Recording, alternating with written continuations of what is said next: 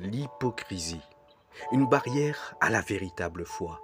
Mes chers bien-aimés, mes chers frères et sœurs, bonjour à toutes et à tous, que le Seigneur vous bénisse, qu'il restaure tous ceux qui sont fatigués, qu'il guérisse tous ceux qui sont malades, qu'il bénisse en abondance ses enfants, son peuple, qu'il vous remplisse de son Saint-Esprit. Soyez richement bénis, soyez arrosés de la grâce, de l'onction parfaite de notre Dieu. Aujourd'hui, nous allons aborder un sujet important, un sujet qui touche notre relation avec Dieu. Nous voulons parler de l'hypocrisie, une barrière à la véritable foi. Nous savons combien il est décevant de voir certaines personnes se comporter de manière hypocrite en jouant des rôles différents selon les temps, selon les circonstances. Mais quel est l'impact de l'hypocrisie sur notre foi? Et comment pouvons-nous vivre une vie plus authentique en tant que disciples de Christ? Mes chers bien-aimés, ne devenons pas des réprouvés, ne nous perdons pas en si bon chemin. Revenons à la parole, revenons à la vérité, revenons dans notre place, dans notre position, afin que Christ puisse nous trouver fidèles, bons, en tant que serviteurs. Avant qu'il ne soit trop tard, revenons à la vérité. Alléluia. Prenons un exemple. L'exemple de Jésus, qui durant son ministère terrestre a confronté de nombreux pharisiens hypocrites. Il était consterné par leur comportement, parce que leur attitude trahissait une foi superficielle et vide. Jésus nous enseigne que l'hypocrisie est une barrière qui empêche une véritable relation avec Dieu. Alléluia. Dieu est bon, Dieu est saint, Dieu est puissant, il est divin et nous devons être semblables à son image.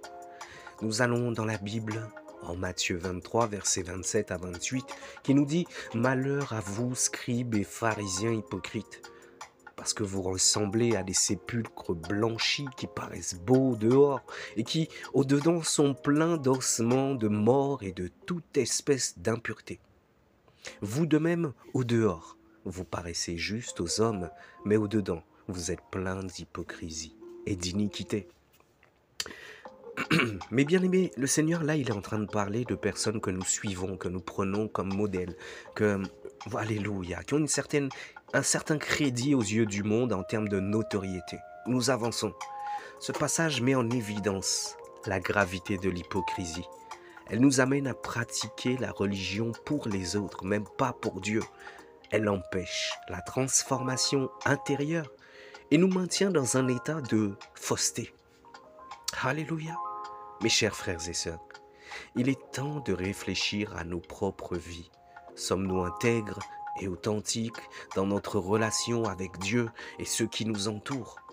Ou sommes-nous pris au piège de l'hypocrisie en faisant semblant d'être de bons disciples de Christ devant les autres?